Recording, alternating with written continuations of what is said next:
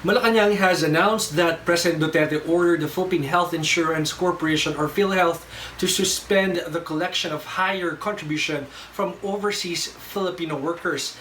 It addresses days of complaints and protests on social media that the policy is insensitive to the plight of OFWs that have taken a hit from the COVID-19 crisis.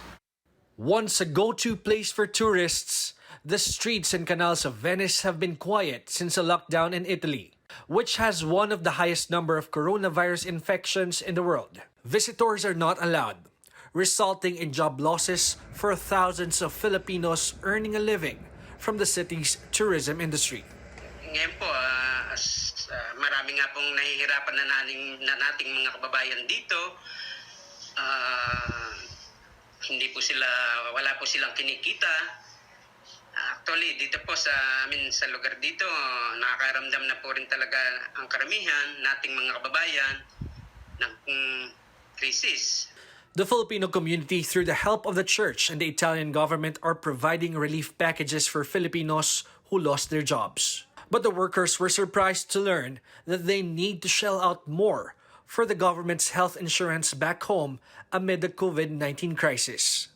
From the annual 2,400 pesos, OFWs should now contribute 3% of their monthly salary for PhilHealth this year. This means an OFW earning 20,000 pesos per month should contribute to PhilHealth 600 pesos per month or 7,200 pesos per year.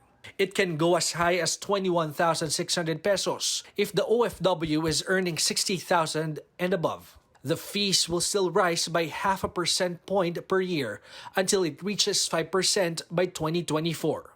PhilHealth explains this rate is based on the Universal Healthcare Law that President Duterte signed in 2019. The Universal Healthcare Law aims to provide equitable access to quality and affordable healthcare services for all Filipinos. Mga OFWs natin, may mga pamilya rito sa Pilipinas. As a matter of fact, 70% ng benefit payments are kiniklaim ng dependents ng OFWs natin dito sa Pilipinas. 30% lamang yung nasa abroad ang kiniklaim. So kailangan makover natin ang lahat ng OFWs kasi itong nakasaad sa Universal Healthcare Law. Para sa akin po, maganda po ang hangarin ng ating gobyerno para tulungan ang mga mahihirap dyan sa atin. Pero ang batas nito ay dagdag pasakit at kalbaryo para sa aming mga OFW. For Shainet Kiram, a Filipino worker in Singapore, government insurance contribution should not be based on income. She says OFW spending varies based on the cost of living in the host country. We are so enraged. Siguro with the timing, because we feel that it's very insensitive to release something like that in the midst of pandemic. Contributing is fine for most of us because we know what's the benefit of it. But review again.